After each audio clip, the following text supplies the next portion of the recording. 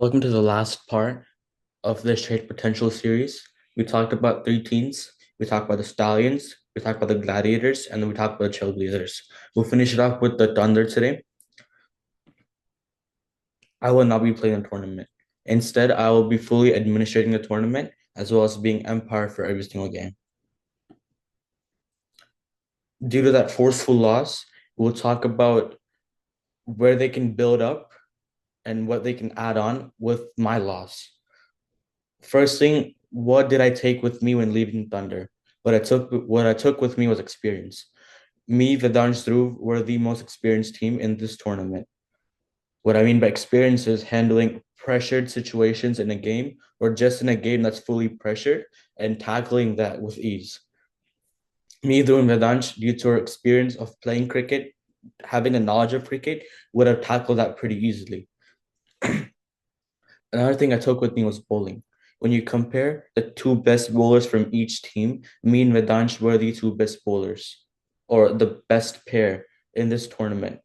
So that loss is also there as well. Who could be the potential replacements for this team?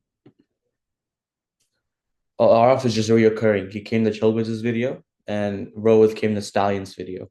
So there's two players that could potentially replace me for the Thunder. Now, what does Araf bring in to the Thunder? What he brings in is again experience. He's calm, he's composed, he does his job, and that's what you need. Uh, under Vedansh gives you that little bit of freedom as well as he gives you a nice structure to play with. So that's really good for Araf, who again is just re-growing back his bowling, and his batting has been excellent. What do you see with Rohit? What you see with Rohit is you see immense batting. You can see the versatility of batting from Vedant, who's a complete top order player, Dhruv, who can bat at any position, and Rohit is a finisher. So you have that versatility in batting when Rohit comes in, along with his fielding as well, which is incredible. Now, just like the Stallions video, we talked about how the effect of Rohit coming into the Stallions. There will be the same effect when Rohit goes into the Thunder. That effect is that when Rohit goes into the Thunder, Vedansh in draft picks has to find support bowlers for him.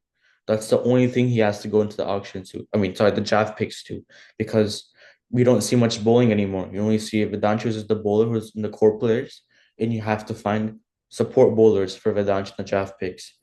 Again, the same structure we talked about in the Stallions video with Arjun, where Rohit goes into the Stallions. You have to find support bowlers for Arjun. And the support bowlers, again, are constant. It's probably going to be Araf and Deepish. So it's could be a win-win for there as well when Rohit goes into the Thunder, because you're seeing experienced bowling again. You're seeing Deepish, who's a growing bowler, needs a good captain, he needs set. And Araf, again, we just talked about how composed he is. And again, needs that structure for captain. And you're seeing enough batting as well. Overall, we'll just talk about what my expectations are for this trading period. That's gonna start in about 2 weeks. We talked about all the teams.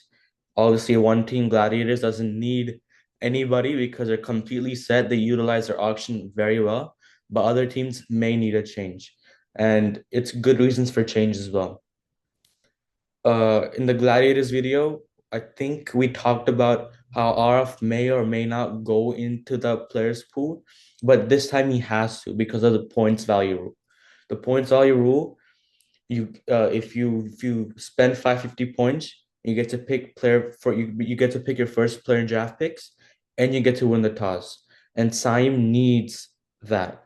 Although he's a really confident captain, no one can be as confident as to deny that offer. So RF has to be released in order for the Stallions to get enough enough points to purchase that for at least one match. And we talked about the FX for that for Stallions as well, which is it could be make or break time when they use that power up.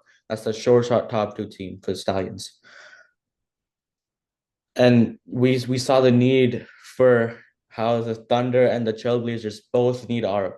It could be in different aspects, as Trailblazers are more looking for RF as a huge run getter and more experience, as the Thunder is more looking to replace me with a little bit more experienced player, and obviously you get better batting than me. So trading period starting in less than 2 weeks, the player that's gonna be whole revolved around this trading period is gonna be RF. And the thing that drags even more is that it's a first come first serve. So during the last 4 days of the trading period, whichever team, either the Thunder from Redanj or Nikit for the Trailblazers, gets RF first, will be the one to keep RF for the whole entire tournament.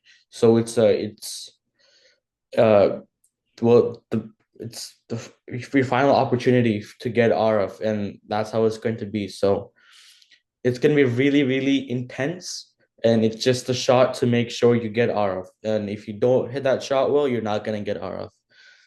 And teams that potentially don't end up getting RF have two options, which is obviously Rohit and Deepish, because we're seeing Deepish being released from the Trailblazers, and we're seeing Rohit coming back into the players pool, and you're seeing RF being released. So whichever team, either the Trailblazers or the Thunder, does not end up getting RF, they'll have two options, to get Deepish or to get Rohit.